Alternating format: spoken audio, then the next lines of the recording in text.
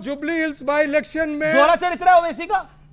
मैं कह रहा हूं कि हमें ये दोहरा चरित्र जो कह रहे हैं बीजेपी, इनका दोहरा चरित्र तो दिख रहा है। मैं तो मान रहा हूं कि जुबली हिल्स बाई पोल में कांग्रेस पार्टी को इस साहब का समर्थन प्राप्त था। तो कैसे एक्सट्रीमिस्ट है? लेकिन हमने एक्सट्रीमिस्ट नहीं कहा है। अरे उन्होंने कहा तो गलत बोला। आप आरजेडी की बात है नहीं, एक्सट्रीमिस्ट। नहीं आप जो नहीं, एक सेकंड तेजस्वी यादव ने जो कहा था गलत कहा था। तेजस्वी यादव ने जो कहा गलत कहा था। जो फ्री एक सेकंड लोगों को लिंच करते हैं वो क्या है? जो लोग तो हैदराबाद में बुलडोजर चला रहे हैं हैदराबाद में घरों समझ पर, में नहीं आया। जो बुलडोजर चला रहे हैं मुसलमानों के घरों पर, आप कंफ्यूज क्या है? आप बुरी तरह से कंफ्यूज हो रहे हैं। मैं बिल्कुल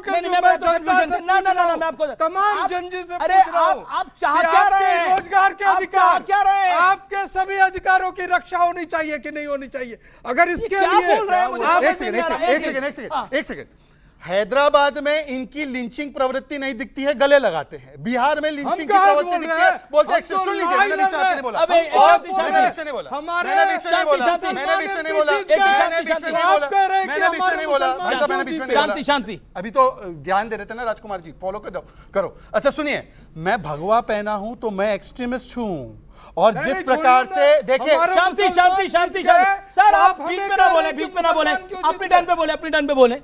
और मैं भगवा पहना हूं, मैं एक्सट्रीमिस्ट हूं। यहां पर 2 महिला प्रवक्ता आके ब्राह्मणों को रोज गालियां देती थी। अब रोहिणी आचार्य ने क्विट किया, उस पर नहीं बोलेंगे, पर वो 2 महिला प्रवक्ता जो गाली देती थी उस पर बोलेंगे। ये इनकी हकीकत है। रोहिणी आचार्य ने बोला कि मैं परिवार को भी छोड़ रही हूं, मैं पार्टी को भी छोड़ रही हूं, यही आदेश मुझे दिया गया है अब, और जिम्मेदारी लेने का आदेश मुझे दे दिया गया है। देखिए, ये तो हर नागरिक का अधिकार है, जितना उसका मन करे उतने दिन राजनीति करे, और जब राजनीति से मन उब जाए तो समाज सेवा करे। इसमें कौन सी बात अलग होगी? अच्छा, ये तेज प्रताप यादव पर आप क्या कहना चाहते हैं? तेजस्वी पर नहीं, तेज प्रताप यादव पर। वो कहते हैं तेजस्वी नहीं है, फेलस्वी है ये। तेज प्रताप यादव कुछ लोगों के भड़कावे में आकर गलत लाइन ले गए। उन्हें तेजस्वी का समर्थन करना चाहिए था, आरजेडी का समर्थन करना चाहिए। उनकी अपनी सीट निपटा दी उन लोगों ने महुआ में। नहीं लेनी चाहिए थी। लेकिन जो शोएब भाई बुरा मान रहे थे एक्सट्रीमिस्ट कहने पे, एक्सट्रीमिस्ट तो इन्हें भी कहते हैं हम, बीजेपी को भी। और इसलिए कहते हैं जब इनकी पार्टी का नेता गिरिराज ये कहता है कि पाकिस्तान के बंटवारे के समय सारे मुसलमानों को वहां चले जाना चाहिए था, और जो नहीं गए उन्हें हम भेज देंगे, तो वो एक्सट्रीमिस्ट है। और जब आपकी पार्टी का नेता ये कहता है कि 10 मिनट के लिए पुलिस हटा लो, हम लाल किले पे झंडा गाड़ देंगे, तो आप भी एक्सट्रीमिस्ट हैं। जो कानून आप यूपी में इनको साथ लेंगे? बिहार में कितना बढ़िया प्रदर्शन है, यूपी में साथ लेंगे? अगर ये अपने सांप्रदायिक नीतियां छोड़ दें और बीजेपी की बी टीम बनना छोड़ दें, तो हम इनके बारे में विचार करेंगे। मैंने सबकी सुनी, आप सुन ली। देखिए, वो लेने को तैयार है, लेकिन औकात में रहिए आप लोग। सबसे देखिए, अब औकात किसकी क्या रही बिहार में पता चल गया। आप छोड़ दीजिए, उस पर मत जाइए, मैं जवाब दे। अरे भाई साहब सुनिए ना, मैं बता देता हूँ। सामान्य हमारे कांग्रेस तो तेज प्रताप को समझाइए पहले। वो फेलस्वी कह रहे हैं, वो कह रहे हैं जयचंदवा ने हरवा दिया। ये जयचंदवा कौन है भाई तुम्हारे यहाँ पर? चल रहा जयचंदवा वही है जो हरियाणा से इंपोर्ट होकर के बिहार गए हैं। अच्छा, कौन? अब नाम नहीं लेना चाहूंगा। देखिए, सबसे बड़ी बात है, कांग्रेस के हमारे मित्र ने तो माना कि चलिए जुबली हिल्स में ओवैसी साहब का जो समर्थन था उसकी वजह से उनकी जीत हुई, और उन्होंने माना कि जननायक हैं, नेता हैं, और वाकई गरीबों के मसीहा हैं। शुक्रिया आपका। कम से कम ये तो नहीं कहेंगे कि बी टीम है भाजपा की। चलिए, अब मैं सिर्फ इतना कहूंगा कि जिस तरीके से हमने गठबंधन के समय में, जब चुनाव से पहले हमने कहा कि हमें 6 सीटें दे दीजिए, ठीक है ना, गुरूर और घमंड में कहा नहीं दिया। आपको याद होगा कि कौरवों से पांडवों ने कहा था 5 गांव दे दो, नहीं दिया तो 80 गांव चुकाना पड़ा।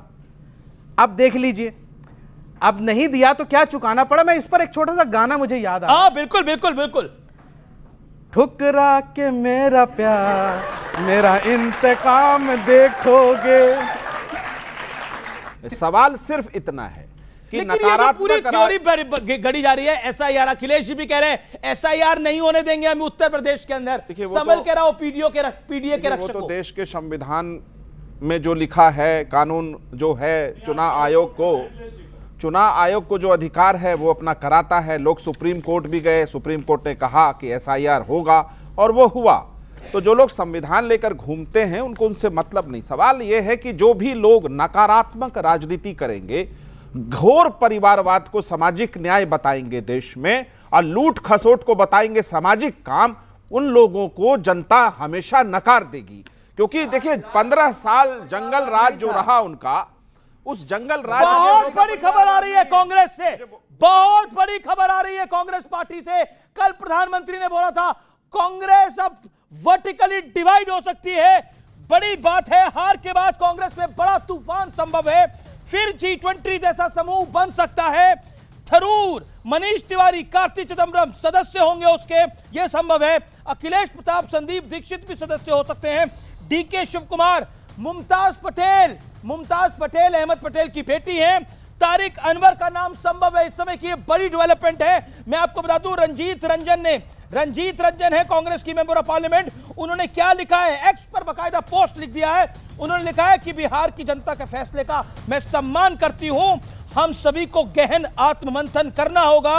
और फिर उन्होंने कबीर का दोहा लिखा है। उन्होंने लिखा है, बुरा जो देखने मैं चला, बुरा न मिलिया कोई, जो दिल खोजा आपना, मुझसे बुरा न कोई। यानी कुल मिलाकर कांग्रेस का खेल खराब हो रहा है। देखिए, आप जनता के मुद्दों पे नहीं है, आप वोट चोरी चौकीदार चोर करते रहते हैं।